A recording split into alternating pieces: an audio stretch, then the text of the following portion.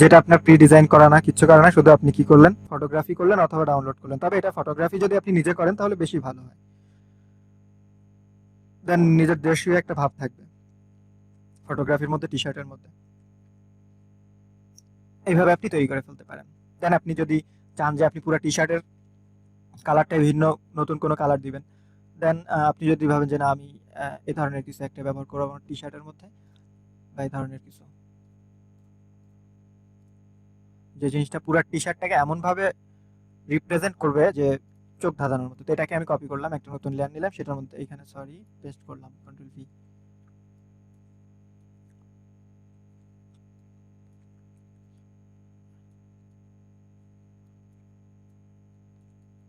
একটু অপাসিটি কমাই, দেখি যে পুরো টি শার্টটা পড়ছে কিনা। ওকে, পুরো টি শার্টটা পড়ছে। এবার অপাসিটি বাড়াই দিই। এবার আমরা যে জিনিসটা করব, এটাকে মাস্ক করব, আবার করে আবার ব্রাশটা নিব, নিয়ে এবার উপরে কালো রেখে আমি অপাসিটিটা একটু কমাই নিই। এইভাবে করার থেকে আরেকটা বেটার ওয়ে, সেটা হচ্ছে যে আপনি যদি শুরুতে পেন টুল দিয়ে একদম টি শার্ট বরাবর একদম পারফেক্টলি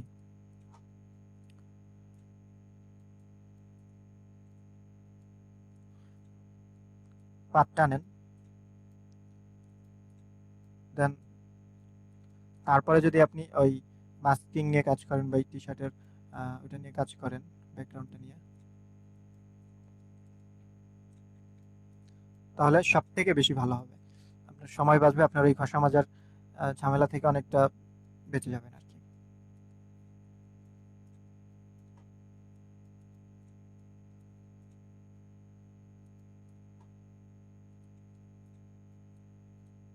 ব্যাস হয়ে গেল।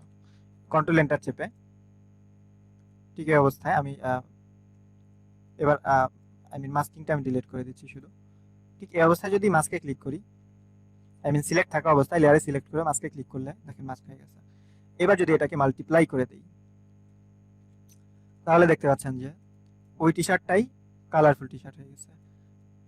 এবার এইখানে যে হালকা একটা ভাঁজ আছে, শেপ আছে, সেটাকে বোঝার জন্য এটাকে সিলেক্ট রেখে ব্রাশটা নিয়ে ব্রাশের অপাসিটি কমাই দিয়ে আমি যদি হালকা করে এইখানে ঘষে দিই কলারের এইখানে, তাহলে জিনিসটা একটু ফুটে উঠবে।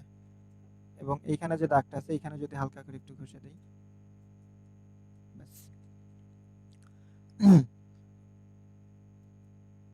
দেখেন যে সিম্পলি একটা মানে কালারের স্প্ল্যাশ যেটাকে বলে, চিরিং বিরিং কালার ছড়ানো যেটাকে বলে, যে আমরা যখন রং খেলি সেই ধরনের কালার দিয়ে একটা টি শার্ট ডিজাইন হয়ে গেল।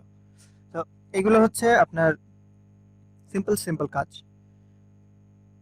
এবং এটা যখন প্রিন্টে যাবে, যেটা প্রিন্টে তাহলে কিভাবে করবে ভাই, এই যে কালার স্প্ল্যাশ, যে আমাদের আসল ফাইলটা, পিকচারটা, এবং এই যে আমাদের র ফাইলটা, এই জিনিসটা প্রিন্টার মানে যারা প্রিন্ট করবে ওদেরকে দিলে বাকিটা ওরা বুঝে নেবে।